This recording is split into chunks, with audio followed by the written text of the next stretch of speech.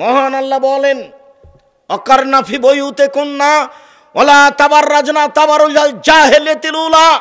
হে মুসলিম মহিলা, তোমরা বাড়িতে থাকো।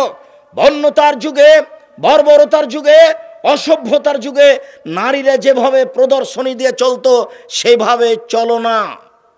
এটা আল্লাহর প্রথম আদেশ নারীদের মর্যাদা রক্ষা করার জন্য।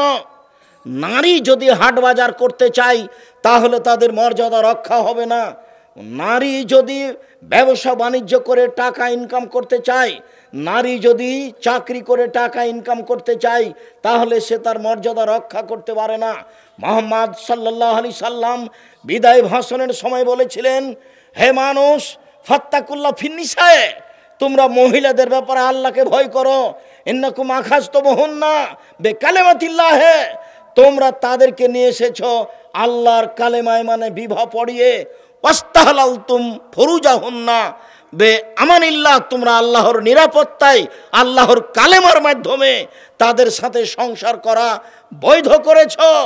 অতএব আমার শেষ ভাষণের কথা মনে রেখো, আলাইকুম রিজকুহুন্না কিসওয়াতুহুন্না, তোমাদের উপরে রয়েছে তাদের খাওয়ার দায়িত্ব, তোমাদের উপরে রয়েছে তাদের থাকার দায়িত্ব।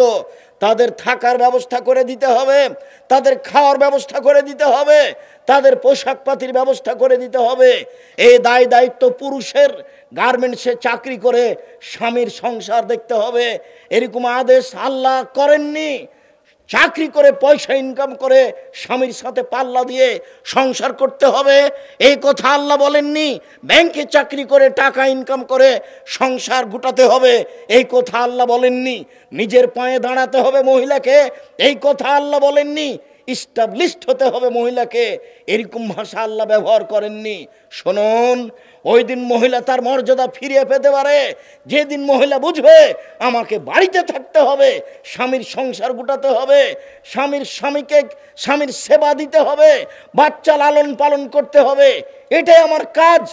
আমার কথা যারা ভুল বুঝেছে তাদেরকে আমার বক্তব্য আবার শুনতে হবে। আমি নারীদের মর্যাদার অবমাননা করেছি, এদেশের নারীদের অপমান আমি করেছি, এই কথা ভুল। আমি বলেছি নারীদেরকে স্বামী সেবার জন্য এবং বাচ্চা প্রসবের জন্য সৃষ্টি করা হয়েছে, চাকরির জন্য নয়, পয়সা উপার্জনের নয়। এই কথা আমি বলিনি, এই কথা আল্লাহ তাআলা বলেছেন।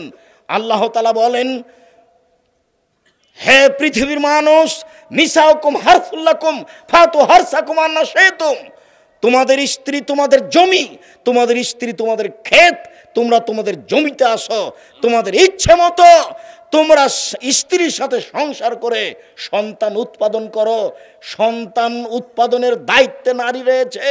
ওকে বাচ্চাকে দুধ খাওয়াতে হবে, ওকে বাচ্চাকে লালন পালন করতে হবে। বাচ্চা মানুষ করার জন্যই নারীকে সৃষ্টি করা হয়েছে, স্বামীকে শান্তি তৃপ্তি দেওয়ার জন্য নারীকে সৃষ্টি করা হয়েছে। অমিন আয়াতিহান খালাকালাকুম মিন আনফুসিকুম আজওয়াজান লিতাসকুনু ইলাইহা, পৃথিবীর মানুষ তোমাদের স্ত্রীদেরকে তোমাদের পক্ষ থেকে, তোমাদের পাশ থেকে সৃষ্টি করা হয়েছে তোমাদের শান্তি দেওয়ার জন্য, তোমাদের তৃপ্তি দেওয়ার জন্য। নারীকে তার স্বামীকে তৃপ্তি দেওয়ার জন্য সৃষ্টি করা হয়েছে, এ কথাই চূড়ান্ত। আমি যেটা বলেছি সেটা এখন নয়, কিয়ামত পর্যন্ত চূড়ান্ত। যারা বুঝেনি তারাই আমার বিরোধিতা করেছে। তোমার মতো লোক দিন রাত যদি আব্দুর রাজ্জাক বিন ইউসুফের বিরুদ্ধে বলে, আমি তোমার কথার সরিষা সমপরিমাণ ভ্রুক্ষেপ করি না। আমার জীবনে আমি অপ্রয়োজনীয় কথা বলি, এটা আমার মনে বলে না। আমি কোনো একটা কথা না দেখে বলি, এটা আমার মনে বলে না। তবে আমি মানুষ, আমার কোনো জায়গাতে ভুল থাকতে পারে। তবে আপনি অত স্বাভাবিকভাবে ভাববেন না যে আমি নারীদের মর্যাদার হানি করেছি। নারীদেরকে বাচ্চা মানুষ করার জন্য, বাচ্চা জন্ম দেওয়ার জন্য সৃষ্টি করা হয়েছে, এটাই চূড়ান্ত। স্বামীকে শান্তি তৃপ্তি দেওয়ার জন্য নারীকে সৃষ্টি করা হয়েছে, এটাই চূড়ান্ত। তাকে পয়সা উপার্জন করতে হবে, তাকে চাকরি করতে হবে, তাকে হাট বাজার করতে হবে, তাকে অফিস আদালত করতে হবে। এর জন্য নারীকে সৃষ্টি করা হয়নি। প্রায় অফিসার নারী, এগুলো হচ্ছে জাহেলিয়াত। জাহেলিয়াত আবার ফিরে এসেছে। মানুষ মেয়েকে মাটিতে কয়দিন পরে পুঁতে দেবে, এ কথাই ঠিক। নারী মনে করছে গার্মেন্টসে চাকরি করে আমি পয়সা উপার্জন করছি, আমি মনে হয় ভালো একটা কাজ করছি।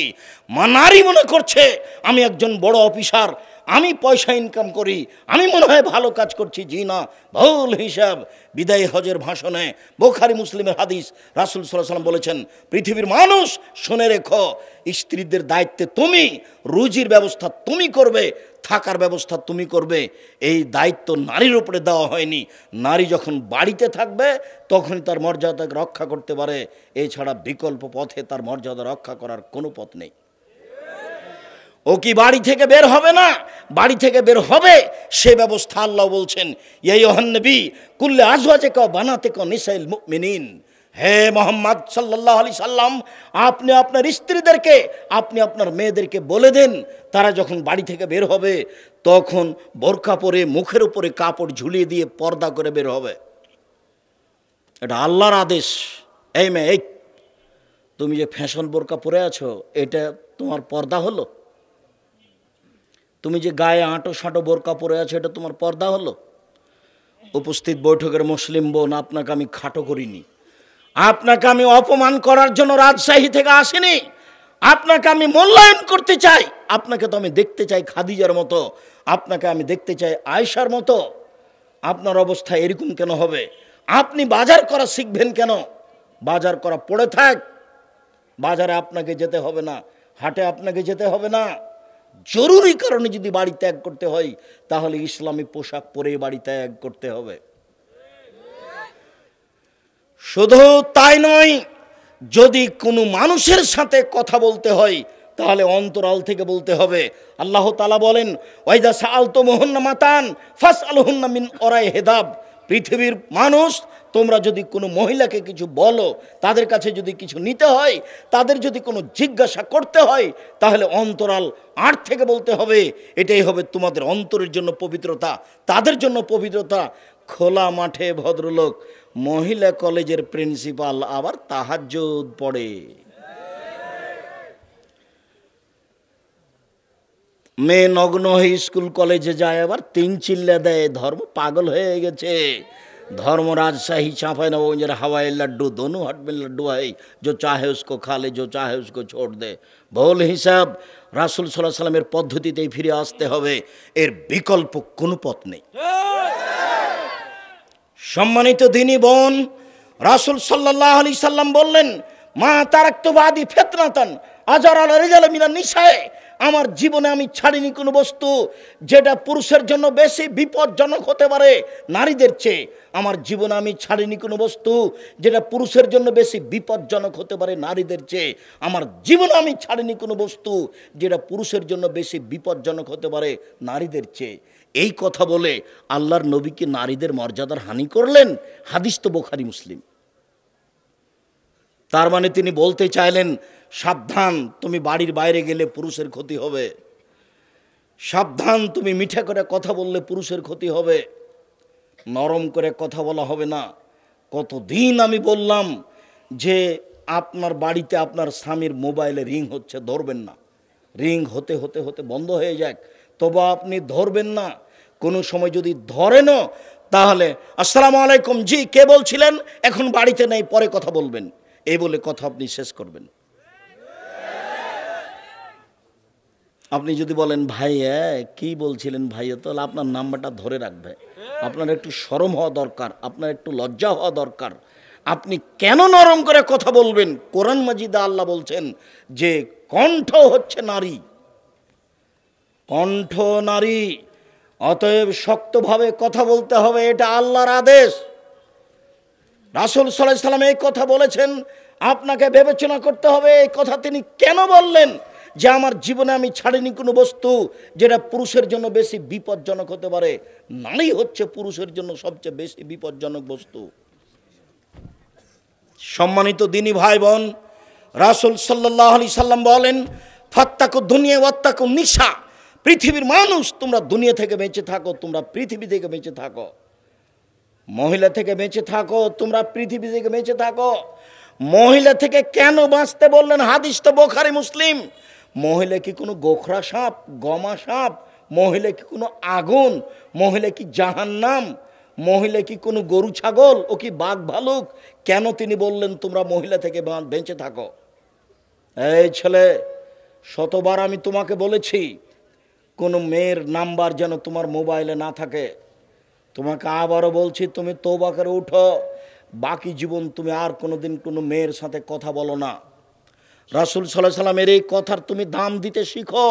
আল্লাহ রাসূল বলছেন, ফাত্তাকু দুনিয়া ওয়াত্তাকুন নিসা, তোমরা দুনিয়া থেকে বেঁচে থাকো, তোমরা মহিলা থেকে বেঁচে থাকো। দুনিয়া কিন্তু অত্যাধুনিক যন্ত্র।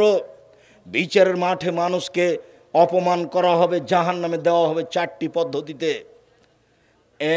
এক, আপনার পাপকে আপনাকে দেখানো হবে, মিসকালা যারাতিন খাইরাইয়ারা মিসকালা যারাতিন শাররাইয়ারা, বিন্দুমাত্র সরিষা সমপরিমাণ যদি পাপ করে থাকেন দেখানো হবে, সরিষা সমপরিমাণ যদি নেকি করে থাকেন দেখানো হবে। দেখেই বুঝতে পারবেন আমি অপরাধী। 2, বিচারের মাঠে আপনার আমলনামা 99টা বিশাল বিশাল খাতা আপনার হাতে দিয়ে বলা হবে, ইকরা কেতাবাক, তুমি তোমার আমলনামা নিজেই পড়ো। আপনি আরবি জানলেও পড়তে পারবেন, না জানলেও পড়তে পারবেন। পড়বেন আর বলবেন, মালে হাদাল কিতাব লা ইগাদিরু সাগীরাতান ওয়ালা কাবীরা, কি আশ্চর্য ধরনের বই, জীবনের ছোট কথা লেখা আছে, বড় কথা লেখা আছে। আপনাকে অপরাধী প্রমাণ করা হবে আপনাকে বই পড়িয়ে। 3, ইয়াউমাইজিন তুহাদ্দিসু আখবারাহা, এই মাটি টপ টপ টপ টপ করে কথা বলবে। আদম থেকে নিয়ে কিয়ামত পর্যন্ত যত মানুষ এসেছে, যত মানুষ আছে, যত মানুষ আসবে, সমস্ত মানুষের কথা মাটি ধরে রেখেছে, সমস্ত মানুষের কথা মাটি ধরে রেখেছে। এই মাটি বিচারের মাঠে top top top top top top করে কথা বলবে। 4, বিচার মাঠে মুখ সিলাই করে দেওয়া হবে, হাতে কথা বলবে, পায়ে কথা বলবে। হাত বলবে, পা তুমি ঠিক বলেছ। হাতে যখন কথা বলবে, পা তখন বলবে, পা তুমি, হাত তুমি ঠিক বলেছ। এই 4টি পদ্ধতিতে মানুষের বিচার করে মানুষকে জাহান্নামে দেওয়া হবে। এই মাটি হচ্ছে অত্যাধুনিক যন্ত্র, যার জন্য আল্লাহর নবী বলছেন, তোমরা মহিলা থেকে বেঁচে থাকো এবং পৃথিবী থেকে বেঁচে থাকো।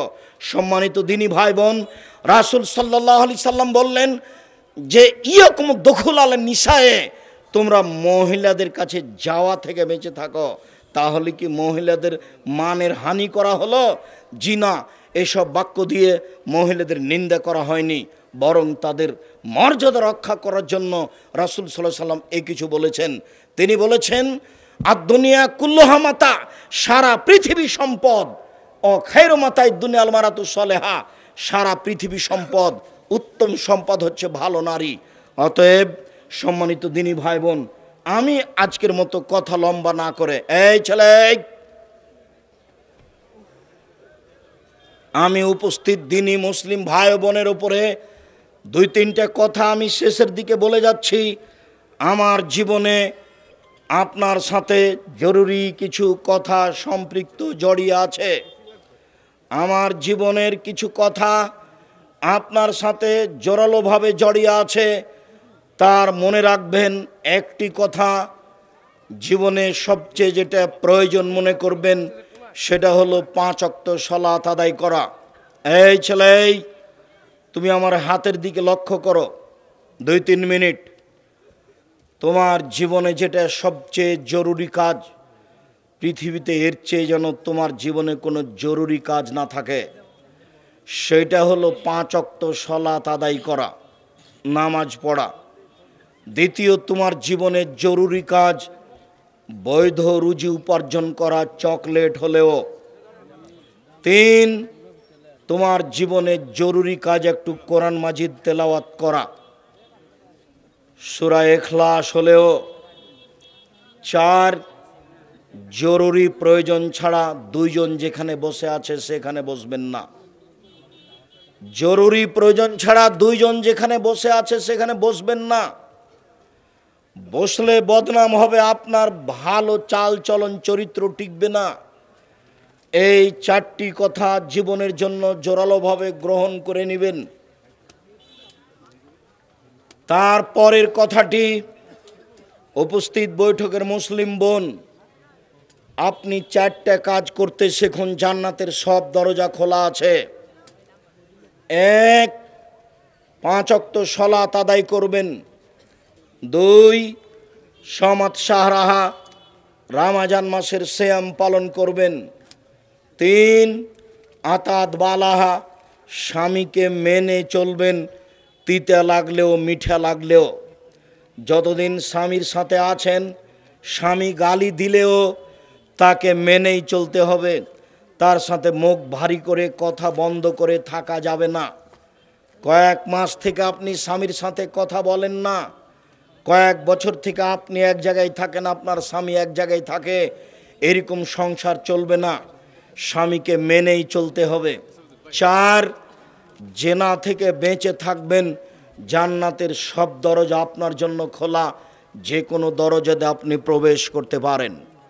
আমি আপনাকে বহুদিন বলেছি, আমি 90 সাল থেকে নিয়ে এখন পর্যন্ত কোনো দিন অপ্রয়োজনীয় কোনো বাক্য ব্যবহার করেছি তা আমার জানা নেই।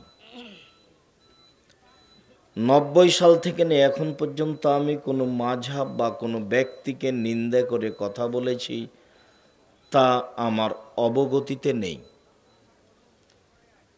90 সাল থেকে নিয়ে এখন পর্যন্ত আমি আমার প্রয়োজনে বা স্বার্থ নিয়ে বা আর্থিক প্রয়োজনে মানুষের দরবারে দিন ধর্ম নিয়ে এসেছি তা আমার বিবেচনাই বলে না আমি তা করিনি বলেই আমার জোরালো দাবি। আমি বলেছি এদেশের শতকরা 95 জন বক্তা মিথ্যুক, তবে আমি বলিনি ইনি মিথ্যুক। আমি বলেছি এদেশের শতকরা 98 জন মুফাসসির মিথ্যুক, তবে আমি বলিনি ইনি মিথ্যুক। আপনি যদি বলেন যে আমার বক্তার কিছু মিথ্যা দেখান তো, তখন আমি দেখাবো। আল্লাহর নবী বললেন, বাল্লিগু আন্নি ওয়ালা আয়া, আমার একটি কথা জানা থাকলে অন্যকে বলো। ভালো কথা। মানুষকে যদি বাম হাতে পানি পান করতে দেখি তাহলে বলবো বাম হাতে শয়তান খায়, আপনি ডান হাতে খান। আমার একটা জানা আছে কথা, আমি জানিয়ে দিলাম। তারপরে বললেন, ও হাদ্দিসু আন বানি ইসরাইল ওয়ালা হারাজ, বানি ইসরায়েলের কাহিনী বলো, কোনো দোষ নেই। বানি ইসরায়েলের কাহিনী কি? যেমন হাজার হাজার বছর পূর্বে এক লোকের কাছে জমি বিক্রি করেছিল। তো যে লোক জমি কিনে নিয়েছে সে যখন চাষ আরম্ভ করেছে তো জমিতে একটা স্বর্ণের পাতিল পেয়েছে, জমি ক্রেতা। তো জমি ক্রেতা স্বর্ণের পাতিল নিয়ে জমি বিক্রেতার কাছে গিয়ে বলছে, খুদ যাহাবা কামিন্নি ইন্নামা ইশতারাইতু মিনকাল আরদ ওয়া লাম আবতা মিনকা যাহাব, এ নেন আপনার স্বর্ণের পাতিল নেন, আমি আপনার কাছে জমি কিনে নিয়েছি, স্বর্ণের পাতিল কিনিনি। তখন জমি বিক্রেতা বলছে, বেতুলার জমা ফিয়া, জমি বিক্রি করেছি, জমিতে যা ছিল সব বিক্রি করেছি, আমি স্বর্ণের পাতিল নেব না। তখন দুইজনে বিপদে, কি করা যায়? তো বিচারকের কাছে নিয়ে যাওয়া হয়েছে। তখন বিচারক বললেন, আপনাদের ছেলে মেয়ে আছে? হ্যাঁ আছে। তো বিবাহ দিয়ে দেন পরস্পরে, আর এখান থেকে কিছু আপনারা তাকে দিয়ে দেন আর আপনারা কিছু দান করে দেন। এইটা বিচারক ফয়সালা করলেন। বুখারী মুসলিমের অত্র হাদিস হাজার হাজার বছর আগেকার কাহিনী। এতে আমার কি লাভ আর আপনার কি লাভ? আমার আর আপনার লাভ হলো যে একই বলে ইমান। স্বর্ণের পাতিল না জমিওয়ালা নিবে, বিক্রেতা নিবে না ক্রেতা নিবে? বিক্রেতা বলছে এটা তো ক্রেতার, ক্রেতা বলছে না এটা তো বিক্রেতার, আমি তো জমি কিনেছি, আমি তো পাতিল কিনিনি। আপনারা তো এলাকায় ব্যবসা করেন, কত কাপড় বিক্রি করেন, মনে করেন যে ফাঁকি দিতে পারলে মনে ভালোই একটা হলো কিছু। আপনি দেখতে পান না ফুটপাতে একটা লোক একটা 300 টাকার কাপড়কে 1500 টাকায় বিক্রি করে দিয়েছে। সারাদিন খুব খুশি, বউ নিয়ে খুশি, কত কি কিনলো, সে কত গল্প করলো। 2-1 মাস পরে দেখা যাচ্ছে দোকানটাই নেই। আল্লাহ তাআলা মিথ্যে দিয়ে প্রতারণা দিয়ে ব্যবসা চললো, ওটাকে নষ্ট করে দেন, ধ্বংস করে দেন। সর্বশক্তিমান, উনি করতে পারেন, ফাআলুল লিমা ইউরিদ, যা ইচ্ছা তাই করেন, করতে পারেন। ওয়া আলা কুল্লি শাইইন কাদির, তিনি সর্বশক্তিমান। আর এই দৃঢ়তায় আমার ভিতরে কাজ করে যে তিনি তো সর্বশক্তিমান।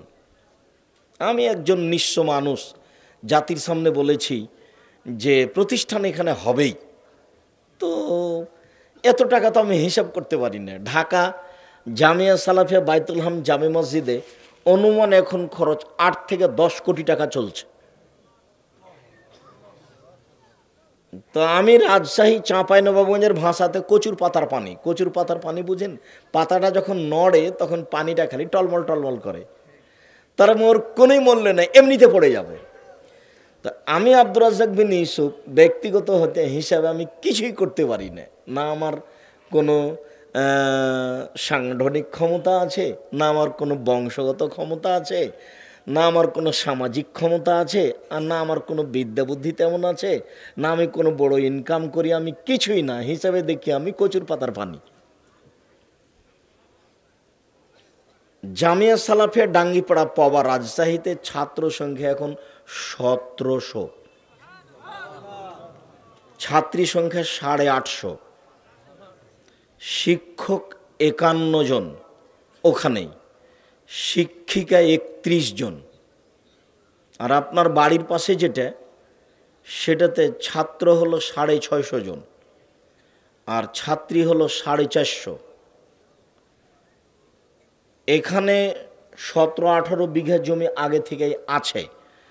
আর এখন নভেম্বর ডিসেম্বর থেকে এখানে 550 শতক জমি কিনবো বলে সিদ্ধান্ত নিয়ে 250-300 শতক কিনে ফেলেছি আলহামদুলিল্লাহ। বাকি কিনা হবে ইনশাআল্লাহ, হবেই হবে। কিভাবে হবে তা আমি জানি না, হবে ইনশাআল্লাহ, নিশ্চিত হবে, হবেই হবে ইনশাআল্লাহ হবে।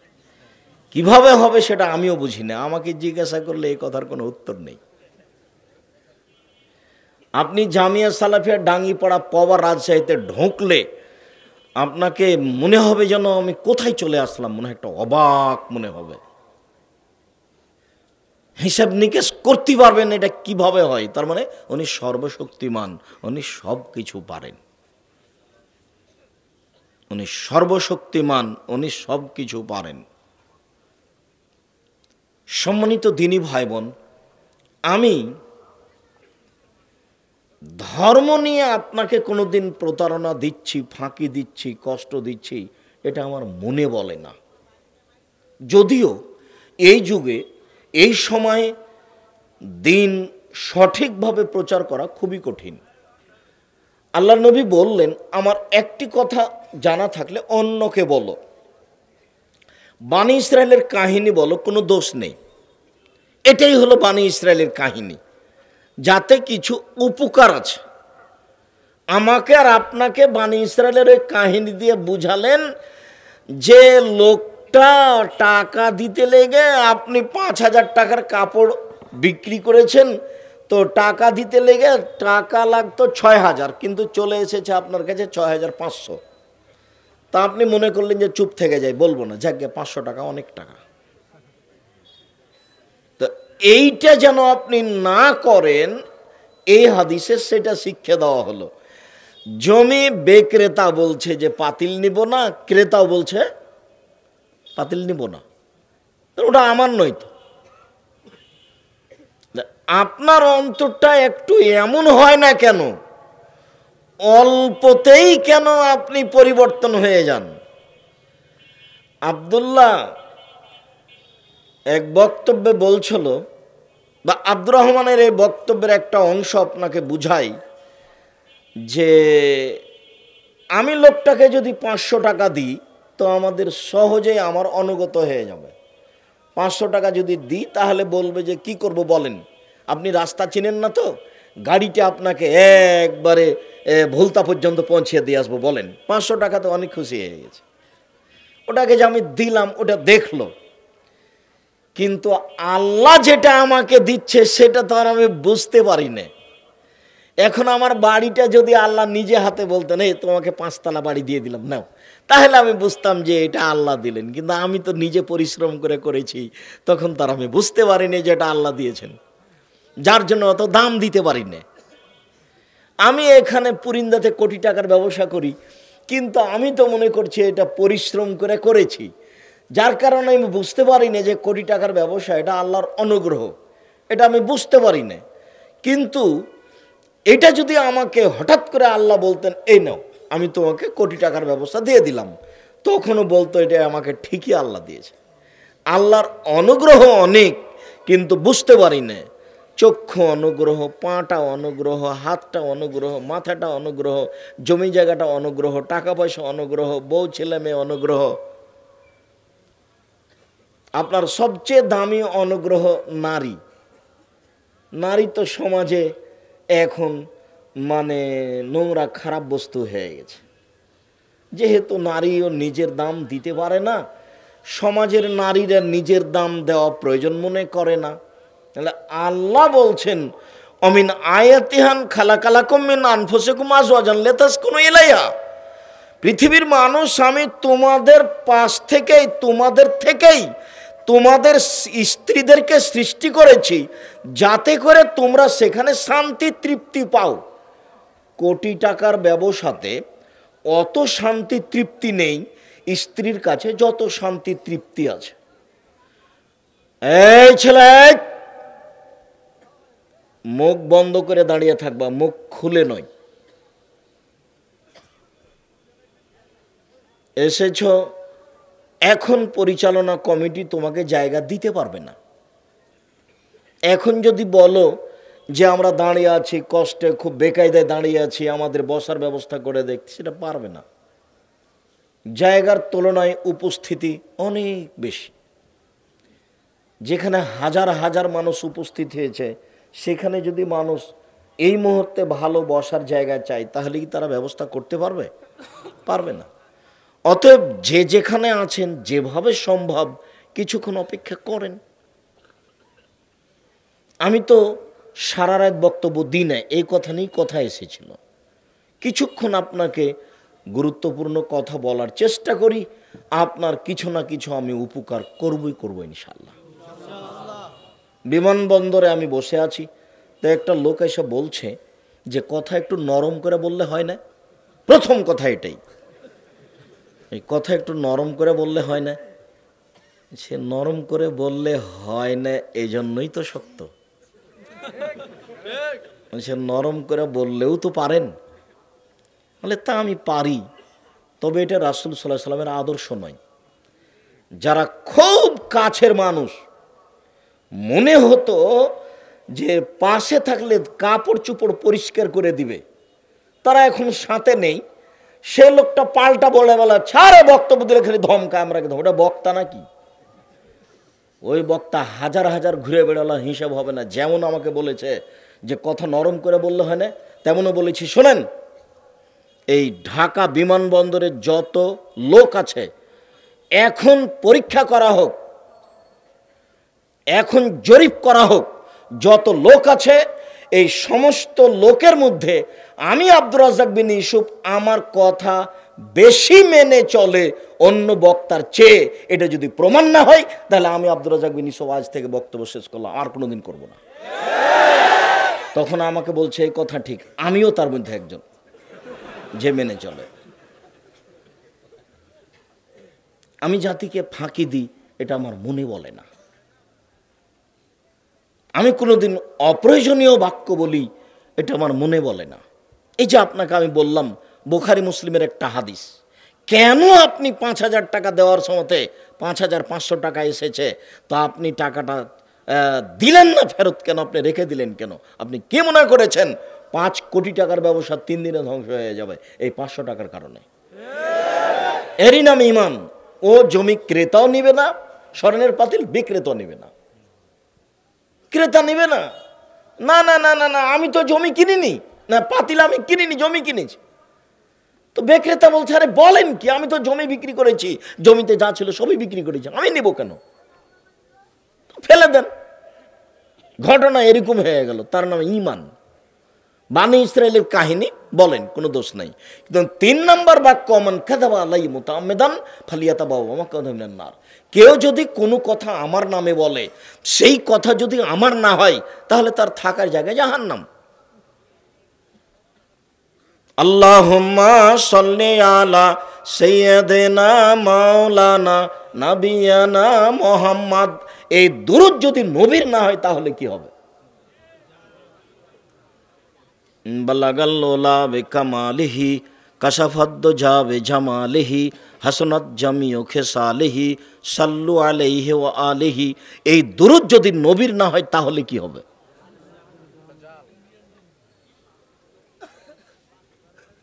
এক হোক বা সলাৎ কাজা করলে ৮০ হোক বা এক ওয়াক্ত সলাৎ কাজা করলে ৮০ হোক বা জাহান্নামে থাকতে হবে, এই কথা যদি নবীর না হয় তাহলে কি হবে?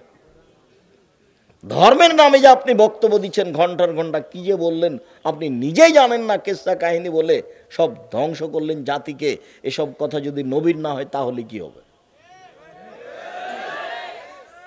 কবর দেওয়ার পরে আপনি চতুর্দিকে দাঁড়িয়ে সবাই মিলে হাত তুলে দোয়া করলেন, যদি কবর দেওয়ার পরে সবাই মিলে চতুর্দিকে দাঁড়িয়ে হাত তুলে দোয়া করা নবীর না হয় তাহলে আপনার কি হবে? কবর দেওয়ার পরে যে আপনি খেজুরের ডাল পুঁতে দিলেন, এটা যদি নবীর না হয় তাহলে আপনার কি হবে?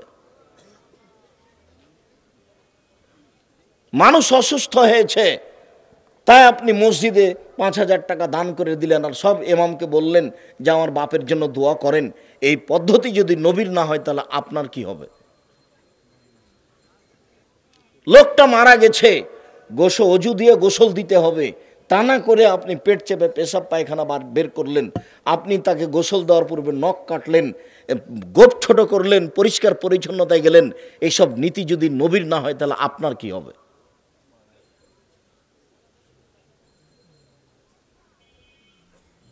খুব সূক্ষ্ম ধর্ম। একজন মানুষের কথা দিয়ে চলে যার নাম মুহাম্মদ সাল্লাল্লাহু আলাইহি সাল্লাম। পৃথিবীর কোনো মানুষের কথা চলে না। খুব সূক্ষ্ম ধর্ম। কোরআন মাজিদ হলে আমি যেখানে সেখানে ব্যবহার করবে এই সুযোগ নেই। মসজিদে ঢুকলে বলতে হয় আল্লাহুম্মা ফতাহ লি আবওয়াবা রাহমাতিক। পেশাব পায়খানায় ঢুকলে বলতে হয় আল্লাহুম্মা ইন্নী আউযু বিকা মিনাল খুবুস ওয়াল খাবায়েস। তাহলে বোঝা যাচ্ছে যে এটা কারো নীতিতে চলে। বিছানায় শুইলে বলতে হয় আল্লাহুম্মা বিসমিকা আমুতু ওয়া আহইয়া। তার মানে এটা কারো নীতিতে চলে, একজন যেভাবে বলেছে সেভাবে বলতে হয়। খেতে বসলে বলতে হয় বিসমিল্লাহ, উঠলে বলতে হয় আলহামদুলিল্লাহ। তাহলে বোঝা যাচ্ছে এটা আরেকজনের নীতিতে চলে। ব্যক্তিগত স্বাধীনতা কারো নেই, যেইভাবে আছে সেইভাবে করতে হবে, তার নাম শরীয়ত। মেয়ের কাছে বিবাহ পড়ানো শরীয়তে নেই। যদি মেয়ের কাছে বিবাহ পড়ানো হচ্ছে যে এত নগদ এত বাকি, অমুক নিবাসী তোমাকে বিবাহ করতে এসেছে, তুমি তাকে স্বামী সত্ত্বে কবুল করো, তখন মহিলা বলল কবুল করলাম, তো মহিলার ওখানে যে বিবাহ পড়ানো হচ্ছে এই নীতি যদি নবীর না হয় তাহলে হুজুরের কি হবে? ময়মনসিংহ থেকে মোবাইল করে আমাকে বলছে যে মৌলানা সাহেব কথা খুব হিসাব করে বলবেন, এটা বেশি দিনের কথা না, অল্প কিছুদিন আগের কথা। আপনি বলছেন যে ওই কাজী সাহেবের হাতে যে খাতা আছে সেই খাতা হলো জেনা করার খাতা, তো আমরা জেনার বাস্তবায়ন করি, এইটা আপনি বলেন। আমি বলি কথা ঠান্ডা করে বলেন, আমি এ কথা বলিনি।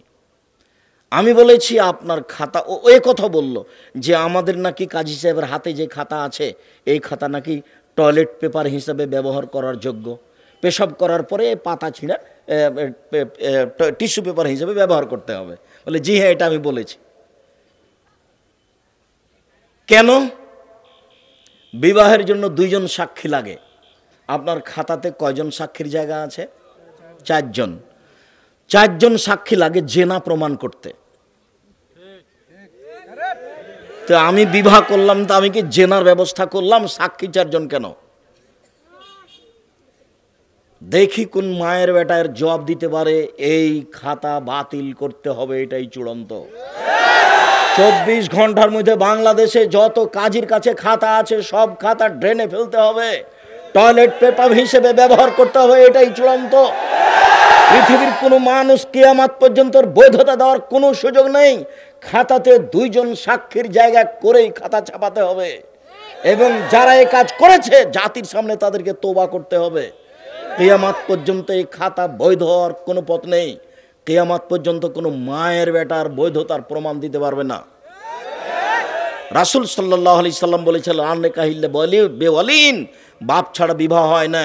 মুহাম্মদ সাল্লাল্লাহু আলাইহি সাল্লাম বলেছেন লা নিকাহা ইল্লা বিশাহিদাইনে, দুইজন সাক্ষী ছাড়া বিবাহ হয় না। বিবাহ হলে দুইজন সাক্ষী লাগে, খাতায় 4 জন সাক্ষী কেন?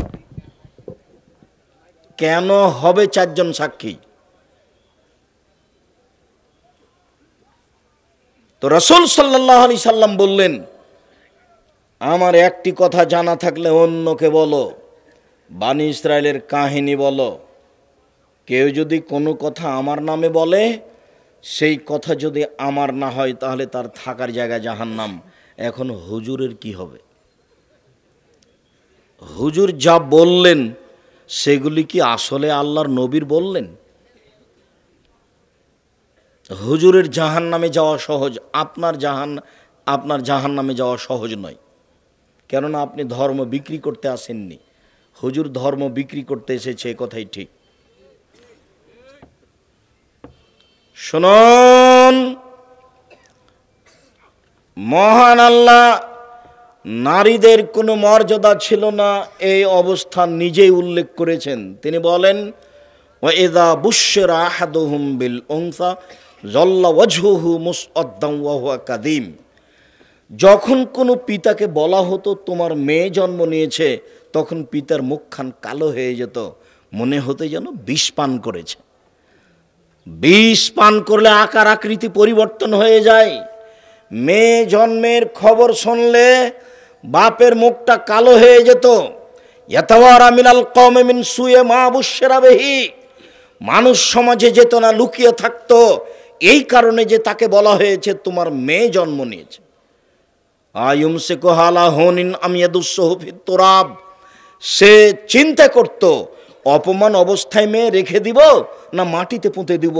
যদি মেয়ে রেখে দিই অপমান সুনিশ্চিত, আর যদি মাটিতে পুঁতে দিই বালাই চলে গেল। তাদের ভালোবাসা ছিল না এ কথা নয়, মেয়ের উপরে তাদের অনেক অনেক ভালোবাসা ছিল। জাহেলিয়াত এত জটিল জিনিস, পরিস্থিতি সামাজিকতা এত কঠিন জিনিস। সামাজিকতা পরিস্থিতি তাদেরকে মেয়েদেরকে মাটিতে পুঁতে দিতে বাধ্য করেছিল।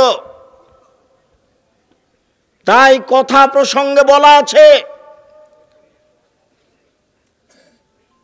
নরসিংদী জেলার এতদা অঞ্চলের একজন মানুষ কথার কথা তার মেয়েকে চট্টগ্রাম কলেজে বিশ্ববিদ্যালয়ে পড়ায়।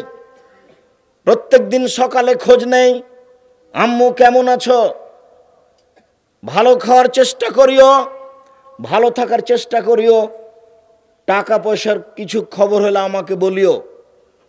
ভাই ভাতিজা আছে তাকে প্রত্যেক দিন খবর নিতে বলে। হঠাৎ একদিন শুনছে মেয়ে বিশ্ববিদ্যালয়ে নেই, আরেকজনের সাথে বের হয়ে গেছে। তখন ওই বাপি পরের সকালে বলছে, তোকে ত্যায্যপুত্র করলাম, তোকে ত্যায্যপুত্র করলাম, তোকে পেলে হত্যা করব, তোকে জবে করব, তোর মুখ দেখবো না। এত কথা কেন? বাপ তো এখনই খোঁজ খবর নিচ্ছিল, টাকা পয়সা দেওয়ার হিসাব করছিল, তো এত কথা কেন, এত উল্টে গেল কেন? এরই নাম পরিস্থিতি, এরই নাম জাহেলিয়াত। জাহেলিয়াত আবার ফিরে এসেছে। বাপ নাই মা নাই, মেয়ে লন্ডনে পড়ে, এরই নাম জাহেলিয়াত। বাপ নাই মা নাই, খোলা মাঠে মেয়ে চট্টগ্রাম বিশ্ববিদ্যালয়ে পড়ে, এরই নাম জাহেলিয়াত। স্বামী নাই, ছেলে নাই, মেয়ে নাই, এখানে আপনার হাজারো মেয়ে বসে আছে, নিজে বাজারে যাই, এরই নাম জাহেলিয়াত। ফ্যাশন বোরকা পরে আছে এখন, অথচ কতদিন বলেছি ফ্যাশন বোরকা কেন? তোমার বাপ তোমাকে দেখে না, তোমার স্বামী তোমাকে দেখে না, ফ্যাশন বোরকা কেন? ঢিলা ঢালা পরবা। বোরখা দেখিয়ে তোমাকে ঢং দেখাতে হবে কেন? বোরখা দিয়ে তোমাকে রং দেখাতে হবে কেন? বোরখা পরবা ঢিলা ঢালা, এই ফ্যাশন বোরকা কেন? এটা কেন? তার মানে এটাই জাহেলিয়াত। কই আমাদের তো বাজারে না গেলে চলে, তা আপনার চলে না কেন? আমাদের বাড়িতে তো কোনোদিন হাটে বাজারে যায়নি, তা আমাদের সংসার চলছে তো। আপনার বউ বাজারে যায় কেন? এখানে যত মেয়ে বসে আছে তার অনেকেই বাজারে যাওয়া অভ্যাসী আছে। কেন আপনাকে বাজারে যাওয়া লাগে? স্বামী কাপড় কিনলে হয় না? স্বামী কাপড় কিনলে কেন তোমার স্বভাব এরকম হয় যে এটা মোটা, এটা ভালো নয়? মোটা কেনুক আর চিকন কেনুক আর যা কেনুক, যেটা কিনে নিয়ে এসেছে স্বামী সেটার উপরে তুমি বলবে আলহামদুলিল্লাহ। আপনার কাছে যেটা ভালো আমার কাছে সেটা ভালো। আপনার সুবিধায় আমার সুবিধা, আপনার খুশিতেই আমার খুশি। আমি ব্যক্তিগতভাবে খুশি আনন্দ আপনার সামনে প্রকাশ করে আপনার সংসারে অশান্তি আনতে রাজি নই। যাহাই চাইবেন আপনি তাহাই করিব আমি, যেটা ভালোবাসেন আপনি সেটাই করবেন আমি, তাতেই খুশি। সংসার সুন্দর হবে। তোমাকে বাজার করতে হবে কেন? এই মেয়ে, তোমাকে বাজার করতে হবে কেন? ঢং পেয়েছো তুমি? তোমার স্বামী তোমাকে কিছু বলে না? তোমার বাপ তোমাকে কিছু বলে না? ফ্যাশন বোরকা পরে আছো কেন? শরম হয় না?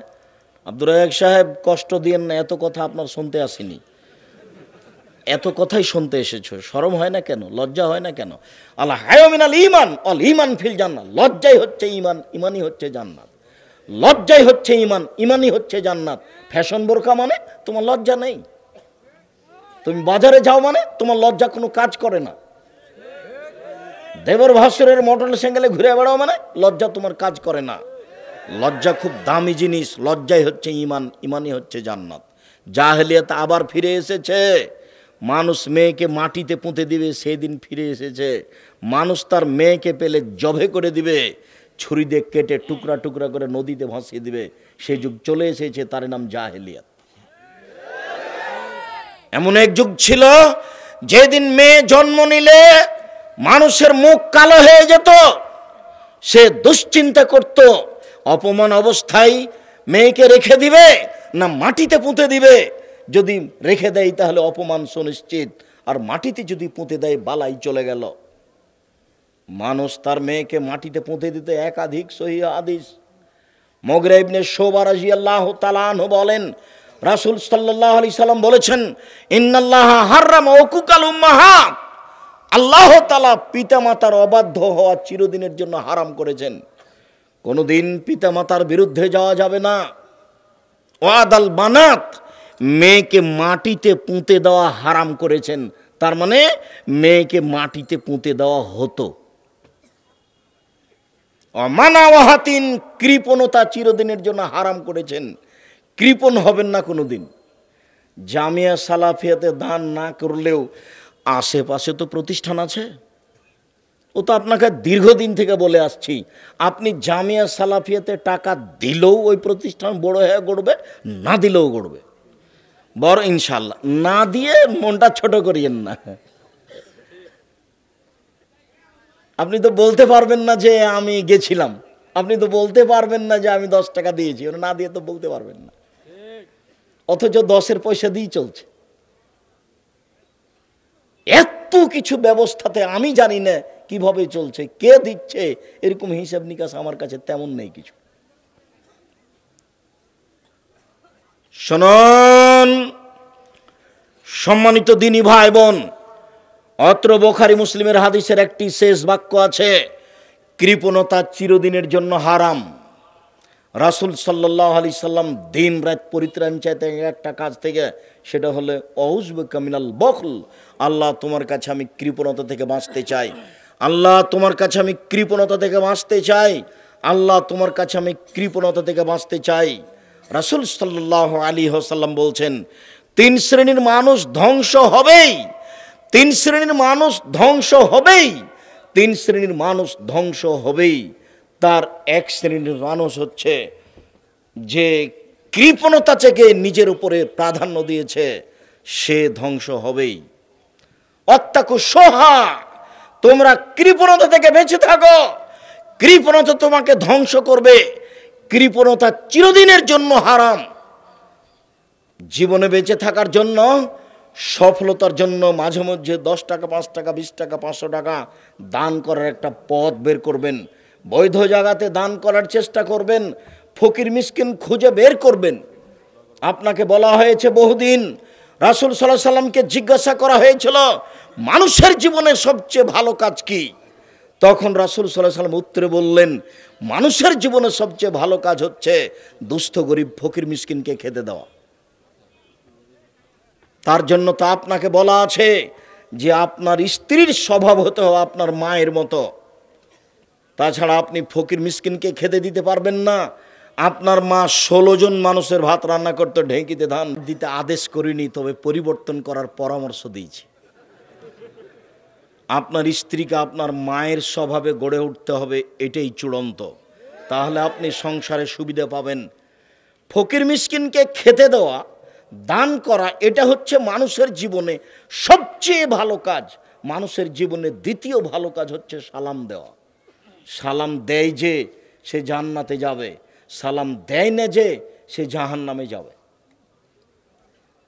সালাম দেয় যে সে সবচেয়ে ভালো মানুষ, সালাম দেয় না যে সে কৃপণ খারাপ মানুষ। বলছিলাম রাসূল সাল্লাল্লাহু আলাইহি সাল্লাম যা বলেন তাতে ইহুদি খ্রিস্টান মহিলাদের দাম দেয়নি। আবু হুরায়রা রাদিয়াল্লাহু তাআলা আনহু বলেন, রাসূল সাল্লাল্লাহু আলাইহি সাল্লাম বলেছেন, ইন্নাল ইয়াহুদ এজা হাজাতিল মারাত, যখনই তাদের কোনো মহিলা ঋতুবতী হতো তখন ইহুদিরা তাদের সাথে খেত না, তাদেরকে বিছানে রাখতো না, তাদেরকে বাড়ির পিছনে রেখে আসতো। এখনো তাদের এই নীতি আছে। আমাদের দেশে যদি কারো কুষ্ঠ রোগ হয়, ধবল রোগ হয়, তাহলে তার জন্য ভিন্ন প্লেট রাখে, ওই প্লেটে ওই গিলাস তার জন্য ব্যবহার হয়। বাড়ির কেউ সেই গিলাস ব্যবহার করে না। এখন ছোঁয়াচে রোগের মতো হয়ে গেছে। ছোঁয়াচে রোগের অবস্থা যেমন, নারীদের অবস্থা তেমন ইহুদিদের কাছে। ইহুদিরা নারীদেরকে ছোঁয়াচে রোগের মতো মনে করত। ঋতুবতী হলে তাদেরকে বাড়িতে রাখতো না, বাড়ির পিছন দিকে রাখতো। এই ইহুদি এই খ্রিস্টান নারীদের দাম দেয়নি, হিন্দুরা আজও দেয় না। হিন্দু মেয়ে আজও বাপের জমি পায় না, হিন্দু মেয়ে আজও বাপের জমি পায় না। অথচ আল্লাহ তাআলা মহিলারা বাপের জমি অর্ধেক পাবে আর ছেলে পাবে ডবল। এইটা যদি কেউ মনে করে যে আল্লাহকে এখানে ইনসাফ করেছেন, মেয়ে পাবে অর্ধেক ছেলে পাবে ডবল, এইটা কেমন হয়ে গেল? শুনুন, এইটার কয়েকটা কারণ আছে। তার 1 নাম্বার কারণ হচ্ছে আপনার স্ত্রী নিয়ে এসেছে 1 ভাগ তার বাপের কাছ থেকে, আর আপনি পেয়েছেন 2 ভাগ, এই হলো মোট 3 ভাগ। আপনার বোন নিয়ে গেছে 1 ভাগ, আর আপনার ভগ্নিপতি পেয়েছে 2 ভাগ, এ হলো তারা সবাই মিলে 3 ভাগ। বুঝা যায়নি কথা? আবার বলে, এই ছেলে একটু অপেক্ষা করুন, বোকামির পরিচয় দিবেন না। এখন চা খেতে হবে না, ব্যস্ততা আমাকে দেখাতে হবে না। 11টার সময় আমি বাসা থেকে বের হয়েছি, 2-2.5 ঘন্টা আমি রাজশাহী বিমানবন্দরে অপেক্ষা করেছি। কুয়াশার কারণে ঢাকা থেকে রাজশাহী বিমান যায়নি। ঢাকায় এসে যেখানে দাওয়াত ছিল সেখানে খাওয়া দাওয়ার পরে প্রয়োজনীয় কিছু কথা ছিল, সেটা 7টা, 7:30 এরকম হয়ে যায়। ওখান থেকে বের হয়ে আমি এখানে এসেছি, আপনার সামনে আমি কথা বলছি। আপনি আমাকে কিসের ব্যস্ততা দেখাচ্ছেন? আপনি কিসের আমাকে পেশাব পায়খানা দেখাচ্ছেন? কিসের ব্যস্ততা দেখাচ্ছেন? ভুলেও কোনোদিন এরকম চিন্তা ভাবনা রাখবেন না। ভালোবাসা নিয়ে এসেছেন, কথা শেষ হবে, ভালোবাসা বজায় রেখে যাওয়ার চেষ্টা করবেন। উপস্থিত বৈঠকের দিনই মুসলিম বোন, কথা বন্ধ করুন। এই মেয়ে, তোমাকেই বলছি, কথা বলছো কেন?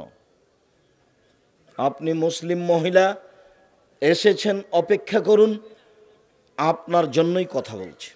শুনুন, আপনার জন্যই কথা বলছি। উপস্থিত বৈঠকের মুসলিম বোন, আপনি খেয়াল করুন, আপনার জন্যই কথা বলছি। এদিকে দেখুন, কেউ যদি বলে যে ইসলাম কি মহিলাদের সাথে ঠিক আচরণ করেছে, মেয়ে পাবে অর্ধেক, 3 ভাগের 1 ভাগ পাবে মেয়ে আর 2 ভাগ পাবে ছেলে, তো বাহ্যিকে তো মনে হচ্ছে যে ইনসাফ হয়নি, কিন্তু তোমার বোন নিল 1 ভাগ, আর তোমার ভগ্নিপতি তার বাপের জমি পেয়েছে 2 ভাগ। তো তোমার বোন আর তোমার ভগ্নিপতি দুইজন মিলে কত হলো? 3। এবার তুমি পেয়েছো 2 ভাগ আর তোমার স্ত্রী নিয়ে এসেছে 1 ভাগ, কত হলো? 3। তো মূলের ওপরে সব ঠিক নেই? ঠিক আছে। এইবার আরো তোমার ভাগটা ডবল কেন? তোমার বোনের ভাগ অর্ধেক কেন? তোমার বাপ মারা গেলে তোমার বাপের যত আত্মীয় স্বজন বন্ধু বান্ধব ছিল সব তোমার বাড়িতে আসবে, তোমার বোনের বাড়ি যাবে না, কেননা এটাই হলো তোমার বাপের বাড়ি, আর তোমার বোনের বাড়ি তোমার বাপের বাড়ি নয়। তাহলে সব মেহমানকে দেখাশোনা খাওয়া দাওয়া কাকে করাতে হবে? তোমার ভাইকে। এই জন্য জমি এখানে বেশি। 2। 3, তোমার বোন যদি তালাকপ্রাপ্তা হয়ে যায় বা তোমার ভগ্নিপতি দুলাভাই যদি মারা যায়, তাহলে তোমার বোন কোথায় আসবে? ভাইয়ের কাছে চলে আসবে, তোমার কাছে চলে আসবে। তো যদি অর্ধেক হয়ে গিয়ে থাকে তাহলে তো এখানে সমস্যা আছে। এখন বেশি জমি তোমার ভাইয়ের কাছে তোমার কাছে আছে, যাতে করে তোমার বোন এখানে সহজেই জীবিকা নির্বাহ করতে পারে, তুমি যেন পয়সা খরচ করে তার আবার বিবাহ দিতে পারো। না বুঝে চিন্তা ভাবনা করলে মনে হবে ইসলাম মনে হয় এখানে ইনসাফ করেনি। ইসলামী একমাত্র মহিলাদের মর্যাদা উল্লেখ করেছে। কয়েকটা আয়াত, কয়েকটা হাদিস আপনাকে আমি শোনাই। মর্যাদা মহিলাদেরকেই রক্ষা করতে হবে, অন্য কেউ রক্ষা করতে পারবে না। মর্যাদা যাকে দেওয়া হয়েছে তাকে রক্ষা করতে হবে, মর্যাদা যাকে দেওয়া হয়েছে তাকে রক্ষা করতে হবে।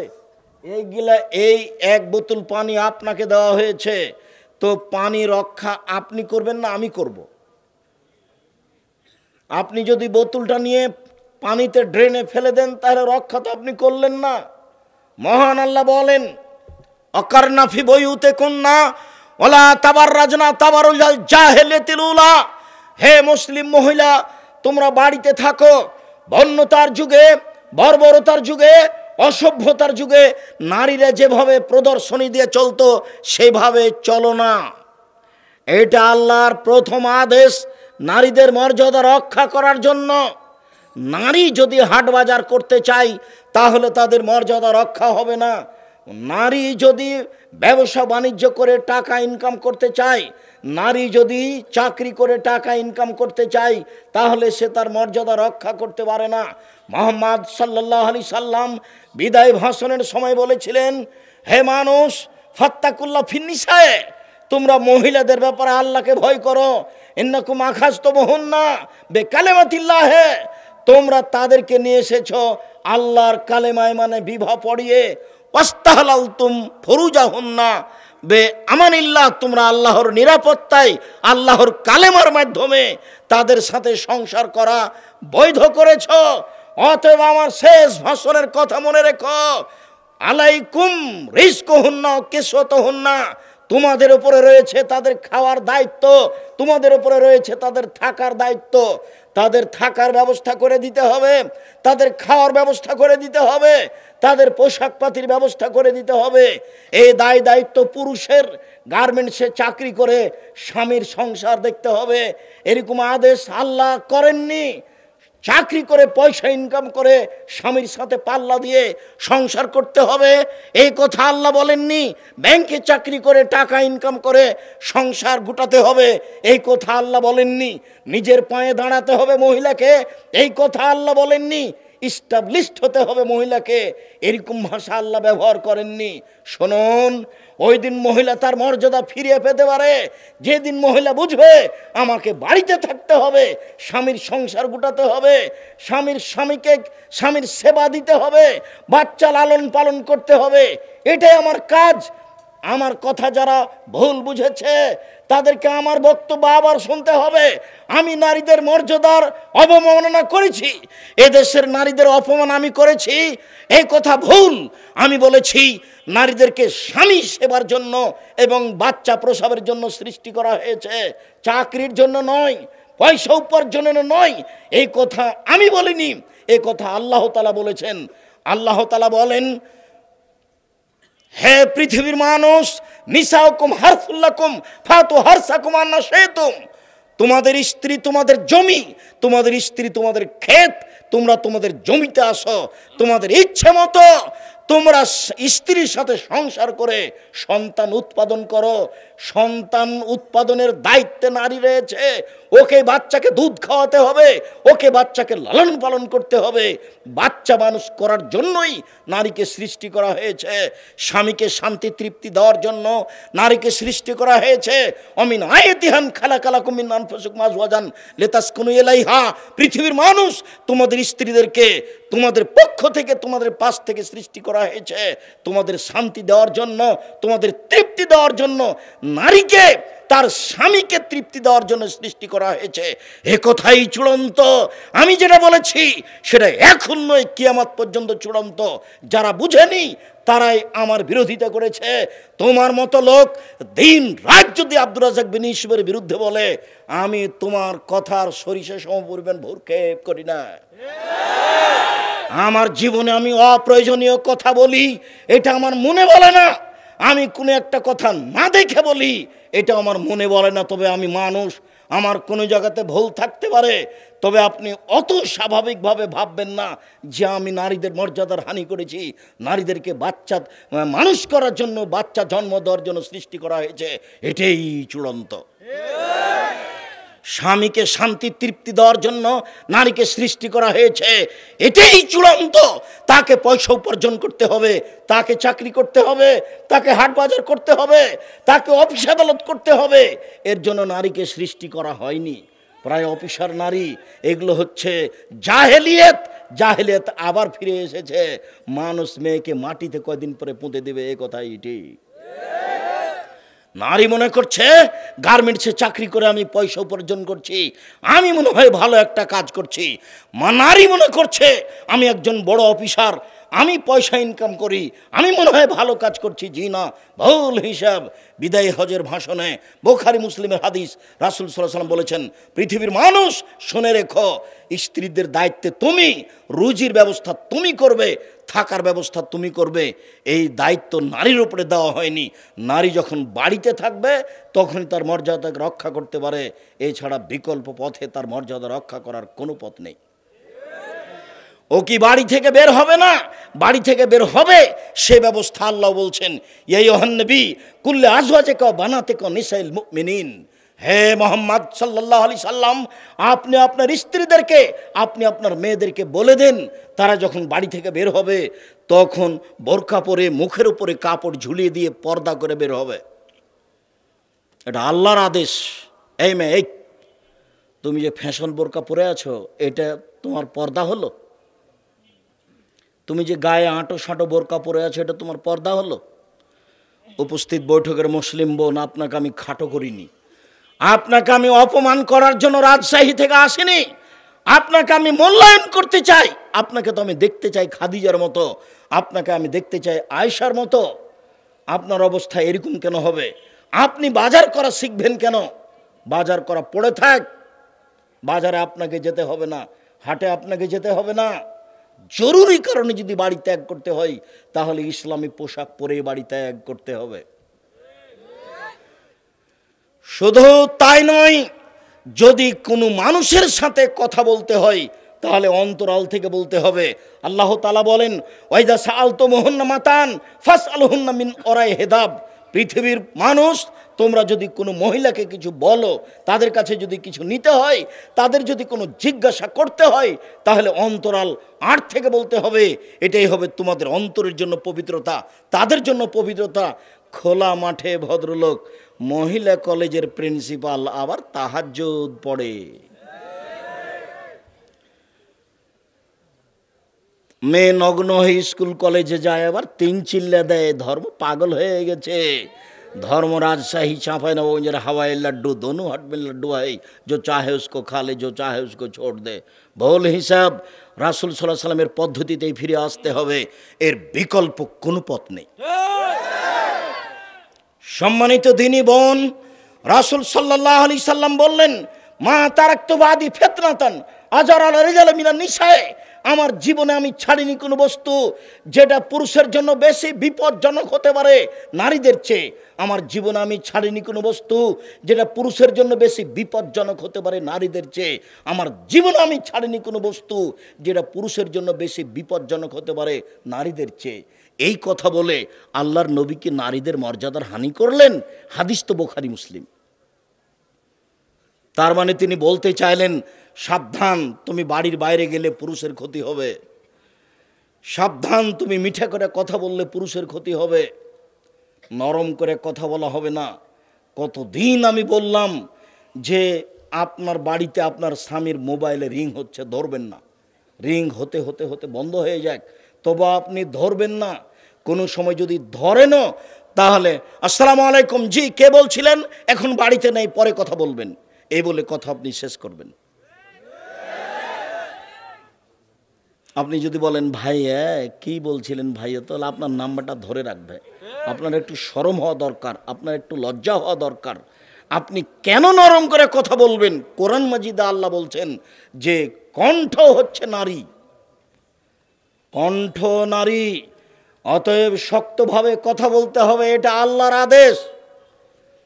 রাসূল সাল্লাল্লাহু আলাইহি সাল্লাম এই কথা বলেছেন, আপনাকে বিবেচনা করতে হবে এই কথা তিনি কেন বললেন, যে আমার জীবনে আমি ছাড়িনি কোনো বস্তু যেটা পুরুষের জন্য বেশি বিপজ্জনক হতে পারে। নারী হচ্ছে পুরুষের জন্য সবচেয়ে বেশি বিপজ্জনক বস্তু। সম্মানিত দিনী ভাই বোন, রাসূল সাল্লাল্লাহু আলাইহি সাল্লাম বলেন, ফাত্তাকু দুনিয়া ওয়াত্তাকু নিসা, পৃথিবীর মানুষ তোমরা দুনিয়া থেকে বেঁচে থাকো, তোমরা পৃথিবী থেকে বেঁচে থাকো। মহিলা থেকে বেঁচে থাকো, তোমরা পৃথিবী থেকে বেঁচে থাকো। মহিলা থেকে কেন বাঁচতে বললেন? হাদিস তো বুখারী মুসলিম। মহিলা কি কোনো গোখরা সাপ, গমা সাপ? মহিলা কি কোনো আগুন? মহিলা কি জাহান্নাম? মহিলা কি কোনো গরু ছাগল? ও কি বাঘ ভালুক? কেন তিনি বললেন তোমরা মহিলা থেকে বেঁচে থাকো? এই ছেলে, শতবার আমি তোমাকে বলেছি কোনো মেয়ের নাম্বার যেন তোমার মোবাইলে না থাকে। তোমাকে আবারও বলছি, তুমি তওবা করে উঠো, বাকি জীবন তুমি আর কোনোদিন কোনো মেয়ের সাথে কথা বলো না। রাসূল সাল্লাল্লাহু আলাইহি সাল্লামের এই কথার তুমি দাম দিতে শিখো। আল্লাহ রাসূল বলছেন, ফাত্তাকু দুনিয়া ওয়াত্তাকু নিসা, তোমরা দুনিয়া থেকে বেঁচে থাকো, তোমরা মহিলা থেকে বেঁচে থাকো। দুনিয়া কিন্তু অত্যাধুনিক যন্ত্র। বিচারের মাঠে মানুষকে অপমান করা হবে, জাহান্নামে দেওয়া হবে 4টি পদ্ধতিতে।